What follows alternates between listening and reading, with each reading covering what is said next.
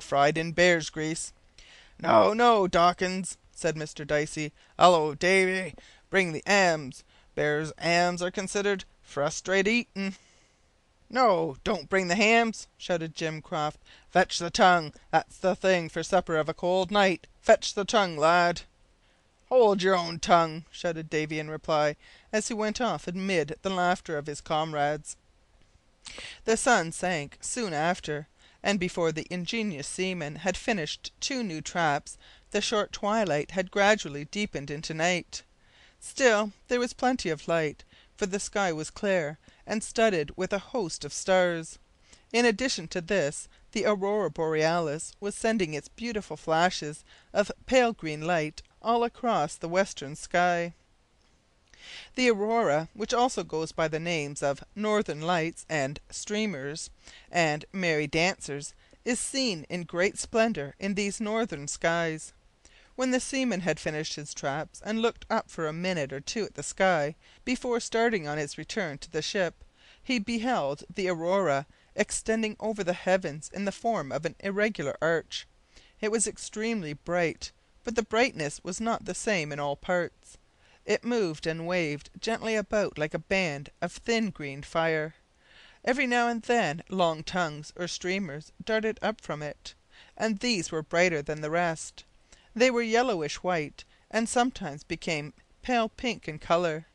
The light from this beautiful object was equal to that of the moon in her quarter, and the stars that were behind it shone dimly through, as if they were covered with a thin gauze veil.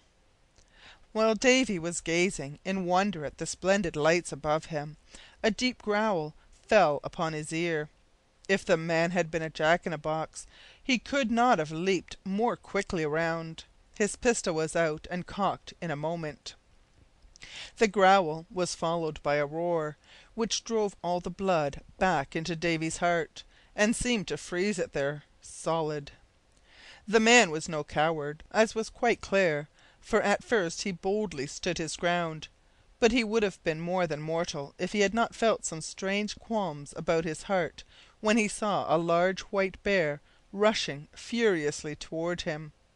The animal came this time from the interior of the small island.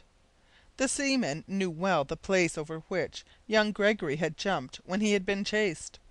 After wavering for a moment or two, he turned and fled. Another tremendous roar helped him over the ice like a deer, and he took the chasm with a bound like an Indian rubber ball.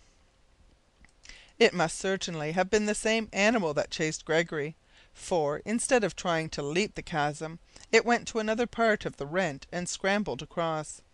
This gave Butts time to increase the distance between them, but a man is no match for a polar bear in a race. The monster was soon close up with him, and the ship still far off. The man knew his danger. He turned, took a quick aim, and fired. He missed, of course, flung the pistol in desperation in the bear's face, and ran on. The pistol happened to stick in the snow, with the butt in the air, and when the bear came up to it he stopped to smell it. It is well known nowadays that polar bears are full of curiosity, and will stop for a few minutes to examine anything that comes in their way, even when they are in full chase of a man. Davy Butts knew nothing of this at the time, but he was a quick-witted fellow. He observed this stopping of the bear, and determined to give him something more to stop at. When bruin was close at his heels, he threw down his cap. The bear at once pulled up, smelt it all around, tossed it into the air with his snout, pawed it once or twice, then tore it to pieces with one wrench, and continued the chase. Very little time was lost in this operation. He was soon up on the man again. Then a mitten was thrown down for his inspection.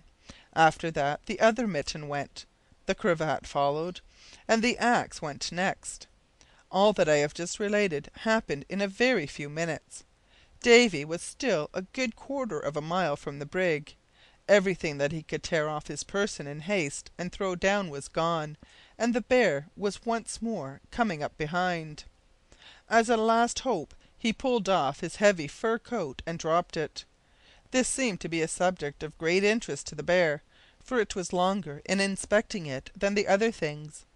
And now poor Butts went tearing along like a maniac in his flannel shirt and trousers. He was a miserable and curious object, for his body, besides being very long, was uncommonly lanky, and his legs and arms seemed to go like the wings of a windmill. Never, since the day of his birth, had Davy Butts run at such a pace, in such light clothing, and in such severe frost. A long line of low hummocks hid him from the brig. The moment he passed these he came in sight of her and began to yell. "What on earth is yon?" exclaimed Joe Davis, who chanced to be looking over the gangway when this remarkable object appeared.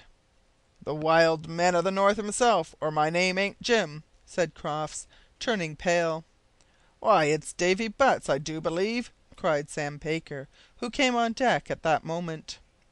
Just then the bear came tearing round the end of the hummocks in full chase. "Hurrah! Hallo! Ho!" roared the men, who had crowded on deck at the first note of alarm.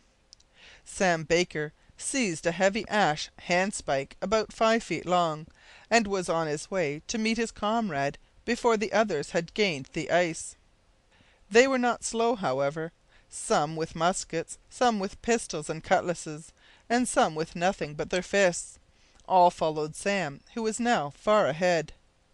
Baker passed Davy without a remark, and ran straight at the bear, which stopped on seeing such a big, powerful man running so furiously at him, and flourishing a bludgeon that would almost have suited the hand of a giant.